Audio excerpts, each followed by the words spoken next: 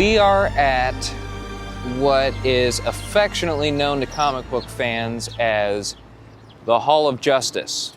And if you see the new Superman movie coming out today, you will see this building as the Hall of Justice in that movie because it was shot here last year. And on top of that, yours truly can be seen in the film. So tonight we are attending a special premiere put on by Surprise Surprise Studios. Thank you, Adam Sweeney, for allowing us to take part in this. And then we're gonna see the movie. So we're real excited. I know I'm very excited. I think she's just kind of excited because she's with me, maybe. And I get to wear my costume again. There you go. So, in the meantime, while we go inside here, let's show you some footage that we recently got at Metropolis, Illinois' Superman Celebration.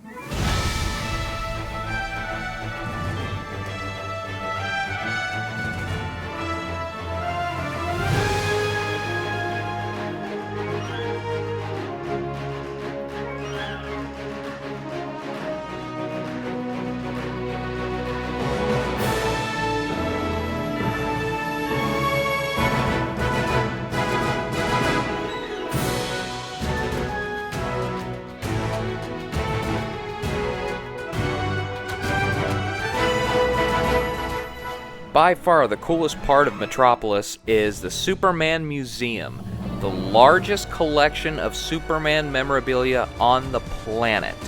What makes this really cool is it covers the entire history of Superman, especially in movies and TV, dating all the way back to 1948. You may notice that some of the costumes are actually gray and burgundy. That's because the TV show was originally shot in black and white, and red and blue would blend together, so they had to go with high contrast colors. Of course, Superman is much more than just a TV and movie character. He is a merchandise machine, as evidenced by this toy and merchandise room. Everything from toys to figurines to statues to even pinball machines have featured Superman in some way, shape, or form. Of course, for many people, the definitive Superman is Christopher Reeve, starting with the 1978 movie Superman, directed by Richard Donner. There is absolutely no shortage of memorabilia from this film series, from wigs worn by Christopher Reeve throughout the series, to costumes worn by multiple characters, as well as several props such as the rubber Nikon camera for Jimmy Olsen. I was just going to say, wasn't the camera from the Hoover Dam? Mm-hmm. Man, you've turned me into a geek. As well as a screen-used flight costume. Now this was a flying suit. You know how you can tell? Look over here on the hip. That's where the harness went. There's the harness. Yeah. Man, that is, ooh, those are creepy. I feel like he's like staring at me. It's so weird. Say hi to him. It's creepy. Were these before your time, Kyle? Yeah, mostly. They're like 60s, 70s. I was in the Superpowers era, which was when Kenner was the big dog. There are also exhibits for Superman-related characters such as Supergirl, which of course Emily does a fantastic job of dressing like, and a younger iteration of Superman known as Superboy, which was its own TV series that ran from 1989 to 1992, originally starring John Hames Newton and later Gerard Christopher as the Boy of Steel. In addition to the Christopher Reeve films, this is the TV series that I most grew up on and remember fondly. Along with Lois and Clark, The New Adventures of Superman, starring Terry Hatcher and Dean Cain in the title roles. Dean Cain actually was at the Metropolis Superman Celebration this year. However, the way the autograph sessions work at the Superman Celebration is the morning sessions require a pass, which we did not get, and then the afternoon sessions were first come, first serve. Well, unfortunately, everybody got in line to meet Dean Cain from Lois and Clark. And we got there just a little bit too late. They had already had to cut off the autograph sessions for him. So didn't get a chance to meet Dean Cain on this particular trip, which is sad for her because she had a crush on him watching Lois and Clark, and I just thought it was really cool to meet a guy that played Superman. So maybe next time there'll be an opportunity, either at a Comic-Con or something. We'll take advantage of that. But I did get an autograph from Reb Brown, who, going way back, 1979, there were 2 Captain America made-for-TV movies that aired on CBS, and he was Captain America in both of them. And I have a DVD set with both of those movies that he autographed for me. So, not a complete bust. Little disappointed, but it is what it is. We knew that was a possibility pretty much from the get-go. So, live and learn. There's also an interesting family connection to Superman. If you're familiar with the Superman comics from the late 40s through the 1950s, then you've seen the artwork of Wayne Boring. Yes, the last name is spelled differently, but we are from the same family line. That's right, 2 distant relatives working on 2 separate Superman projects. Who'da thunk? But I'm getting ahead of myself. Meanwhile, at the Hall of Justice, Union Terminal, it's had a number of different functions. It was originally built as a train station. It had a massive concourse on the back that unfortunately is no longer there. My grandfather worked for New York Central Railroad, which came out of here, so he was constantly here hopping on the train or getting off the train to go home. And since then, it's become a number of different items, like a shopping center. It sat vacant for a little while until it finally became the Cincinnati Museum Center. But one of the ways that it kind of grew into history unknowingly is the artists at Hanna-Barbera were working on the Super Friends cartoon at the time, and they were trying to design a Hall of Justice. Well, Hanna-Barbera was based at Taft Broadcasting here in Cincinnati, and they looked out of the window at the Kroger building, which if you look way over there, it's kind of tiny. That's where their offices were. They looked out the window and saw Union Terminal and thought, that would make a really cool Hall of Justice. So that's why all of the cartoons say Hall of Justice. It was based on this. This actually also appeared in the CW series, The Flash, as Star Labs. They put a little bit of CGI around it, but it was this exact building. So lots of really cool history with DC, with Superman, with comics in general, as well as just for Cincinnati. So tonight, we get to see it actually claim its rightful spot as the Hall of Justice in the Superman movie. This flower garden here is where you'll find me in the brief flyover shot in the movie. I was basically standing right here with a rake the entire time, working my way up and down. So if you're looking at the building, I believe the shot comes this way, and then the flyover comes in this direction. So you'll see me on the right side of the fountain. And then the day that they shot, this whole driveway here was nothing but camera equipment. They had a huge crane camera, all kinds of audio equipment over here on this side. If you've seen I think it's Toyota, the new Toyota commercial, it's got Rachel Brosnahan hopping in a car right up here. I remember them shooting that scene. I was standing right here in this spot where I am now as they shot it. Very interesting day, very interesting time, and real excited to see how it all turns out.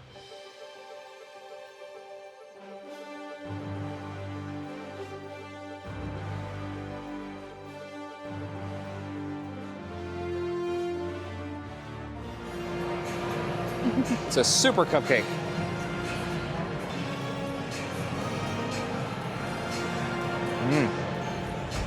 Good. I'm not going to stay in super shape with this, but it's really good.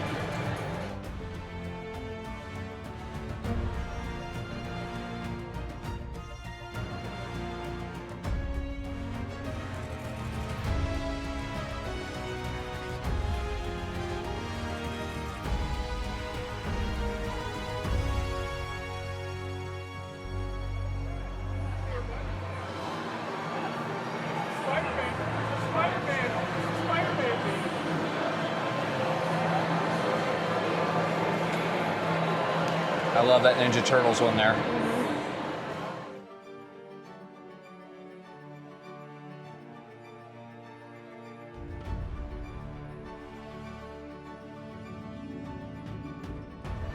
Yeah, those are all the Superman people that are going to be there.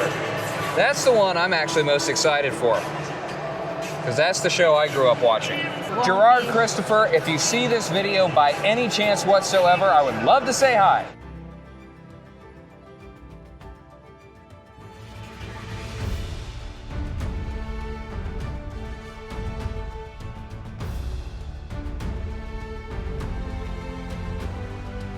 Tell us a little bit about Surprise Surprise. I know that this is your first event in Cincinnati, right?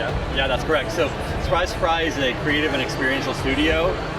We bridge the gap between IRL to URL. Okay. We believe that there's a little bit of a gap, especially in the wake of the pandemic, community. So there are pockets where some people feel like they have to stay online. Some people feel like they can go out. And so we want to make sure that we're finding ways, especially for iconic moments, to bring people together. And so being from Austin and coming to Cincinnati less than a year ago, as soon as I saw, and I'm a huge Superman fan, as soon as I saw that it was being filmed in Union Terminal, the Hall of Justice, which is so, iconic, like you were saying, has such a rich history, so many people love it, we were like, is there a way that we could get Superman to be screened in the Hall of Justice and get to bring it to the city of Cincinnati, which, deserves so much love. So that was really just, like the impetus behind the idea, and we're really thankful y'all are here, of course. Y'all have so many different adventures, like you said, it's just like this rich history, and I think that's one of the things about Superman that is so special, is that it just touches so many different people, right? And so everybody experiences it in a different way, but they also have a universal connection to it, and it's an ultimate, like James Gunn said, it's an ultimate immigrant and foreigner story. It's about truth, justice, the American way. So, I mean, what more could you ask for, especially right now? Absolutely. And now, this isn't just something that you put together necessarily. This is with the cooperation of Warner Brothers, DC Studios. Yeah, Warner Brothers, DC Studios have been so amazing. There's actually a little bit of a surprise in terms of the format that they're offering us, but they have just been wonderful. They're such great stewards. They are on a hot streak right now this year. I mean, they've had Minecraft, Sinners, Formula One, Final Destination, and this one, which looks like it's going to be the biggest movie of the year. So yeah, shout out to Warner Brothers, DC Studios for doing their thing. Very cool. And what else do you have planned going forward? You got more events coming up? We do. We have a Cincinnati football event coming up called Welcome to the Jungle, which is going to be a lot of fun. And then we additionally have Phantom Fest, which is our annual Halloween festival, which took place in Austin, but we're bringing it to Cincinnati. So we're super pumped about that. Very cool. Yeah. Well, Adam, again, thank you very much. Yeah. Really appreciate it. We're looking forward to tonight. All right, sounds good. Thank you. Thank you. This is the line waiting to get in to see Superman in OmniMax. And you just looked it up. There are 40 OmniMax screens in the world. And from what we've been told, Warner Brothers and DC Studios specially made this print for OmniMax for this premiere. So this is going to be a once-in-a-lifetime opportunity to see this movie. I wish that we could share some of this with you guys, but I promise you, even if you have to go see it in a standard theater, or if you get to see it in IMAX, go see it. You are not going to want to miss this. This is an advanced screening. When we talked to Warner Brothers, the first thing that they said was, we're probably going to be able to get you a standardized format. Right, for the film, advanced screenings, that's pretty normal. They also were working with Amazon, so they were doing some fan-first screenings, which one of them was gonna be an IMAX. We were very lucky. Andrea, amazing member of Cincinnati Museum Center, contacted us, and we talked to Warner Brothers, and they said, okay, we think we can do a little bit better than IMAX. We're gonna go above and beyond. So tonight, it's not quite IMAX Dome, but what you're gonna see is pretty much the highest standardized form of a premium format of Superman, because y'all are so amazing. So shout out to Warner Brothers, DC Studio.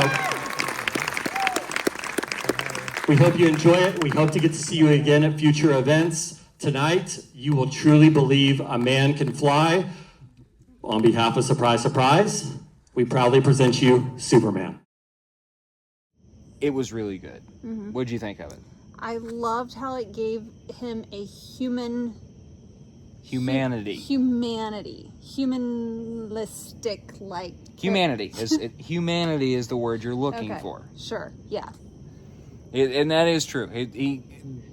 I'm not going to give any spoilers, but I am going to say that his humanity plays a very large role.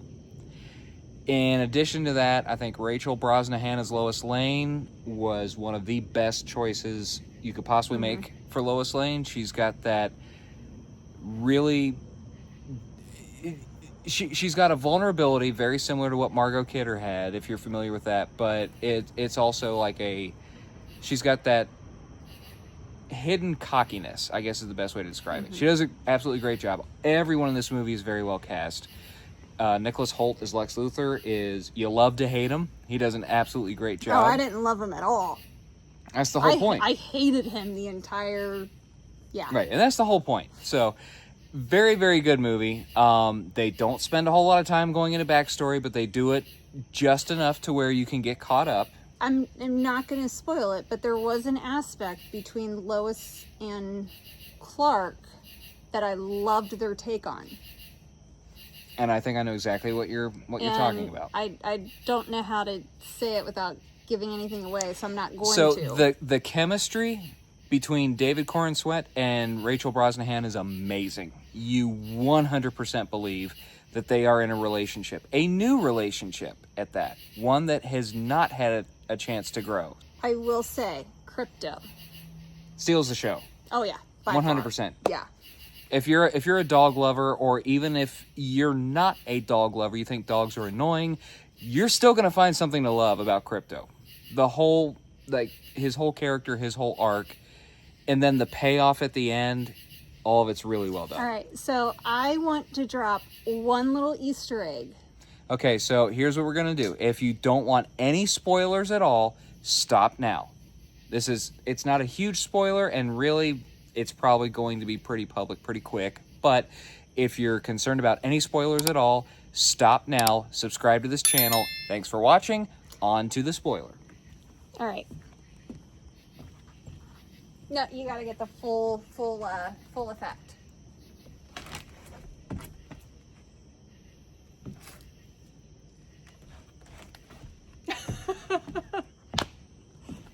And we'll leave it at that. Yeah.